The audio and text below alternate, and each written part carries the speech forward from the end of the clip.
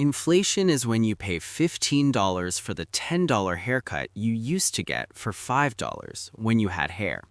Sam Ewing. It feels like the economy took a wrong turn into a parallel universe, where $100 at the grocery store barely fills one bag, where rent feels like a ransom note, and your bank account? It's melting like an ice cube.